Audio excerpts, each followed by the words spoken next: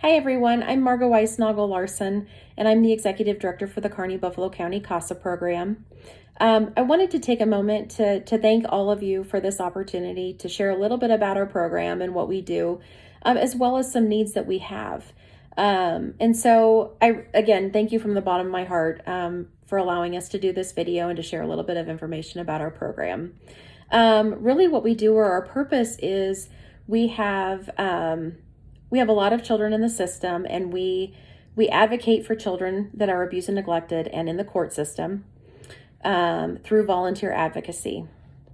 Now, our volunteers range in age from 21 years and up. They come from all walks of life.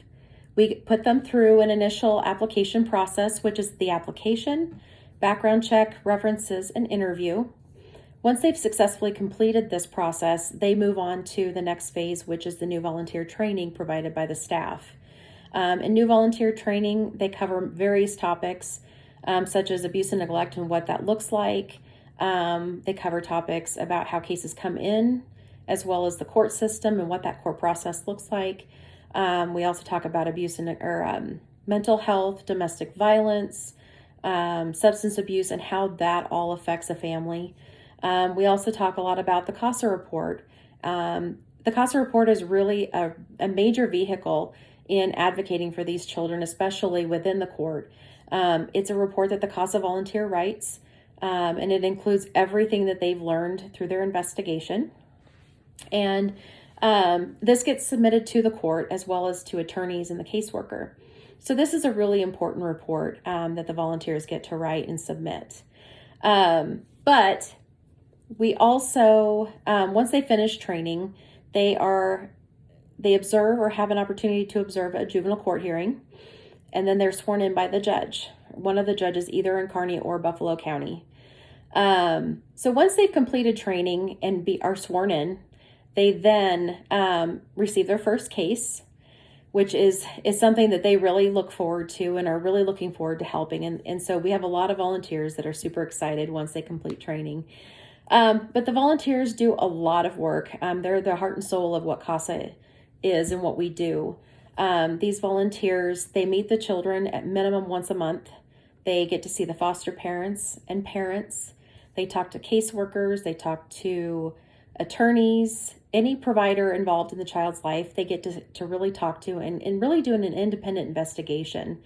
Once they have really gotten to know the family, they really continue this process throughout the life of the case and work very hard. Some of these volunteers put upwards of 30 hours a month when we only really ask for 6 hours a month. So they really excel and go way beyond what is asked of them and really work hard for these children. Some of our needs are, we get a lot of funding through grants. However, we do need funding from other sources, such as fundraising. As you guys all know, COVID has been a pretty big deal here in the last several months. And we don't know where that's going. And so we have found with CASA that it's really affected us in different ways. One of them is we don't know what fundraising is going to look like this year or maybe even next year. We're planning a fundraiser. However, we don't know that we'll be able to have it. We did see this last spring that some fundraisers were canceled because of COVID and how we wanted to keep everyone safe. So that's one concern we have is lack of funding because of not being able to hold a fundraiser. The other thing is we're seeing a lot of kids come into the system as of right now. And so it's really worrisome.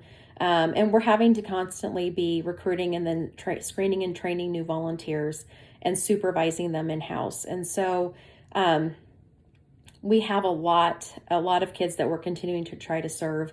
And with school starting up here soon, we're worried that we're going to have even more of a surge of children coming in. So again, we're not sure about fundraising and what that's going to look like. And we're really wanting to make sure that we are able to serve 100% of the children that do come in. And so that's really where our need is, as well as needing volunteers. So thank you again for this opportunity. I really appreciate it. And I hope you all are well and stay healthy. Thank you.